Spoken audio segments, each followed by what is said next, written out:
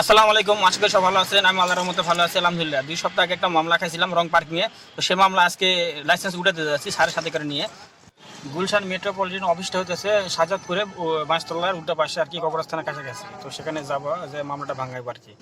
তো স্যার আসলাম ইয়েতে অফিসে আসলাম, তো স্যার উপরে বললো যে দোতলা। তো দোতলাতে দেখি এখানে হলো না, তো ওইখান থেকে কিছু লোক বললো যে উপরে যেতে হবে, উপরে তলায়। তো উপরে কমিশনারের রুম কি, ওখানে যাতে স্যারের কথা বলতে, যেহেতু আগে থেকে ফোন দেওয়া আছে, একটু দেখা করবো, দেখা সাক্ষাৎ করে মামলাটা ভাঙে নেবো আর কি। তো যাই হোক, স্যার ভিতরে গেছে, কথাবার্তা বলেছে, আমি বাইরে দাঁড়ায় আছি, আর কি করবো। আর দেখি স্যার কথাবার্তা বলে শেষ করে বাইরে আসলে তারপরে যাবো। তো স্যার বললো যে বসেন আপনি, আমরা দেখতেছি। তো অবশেষে 550 টাকা মামলা আর কি দেওয়া লাগবে, এটা দিয়ে ভাঙানো হবো। স্যার কথাবার্তা বলে আসছে যে 550 টাকা জমা দিয়ে ভাঙা নিয়ে আসলাম। তো যাই হোক, অবশেষে লাইসেন্স কার্ডটা অনেকদিন পর হাতে পারলাম, প্রায় 2 সপ্তাহ কাছাকাছি হলো মামলা খেয়েছিলাম, মামলার লাইসেন্স ছিল না হাতে। আর যারা গাড়ি চালায় লাইসেন্স সাথে থেকে অসহায় লাগে।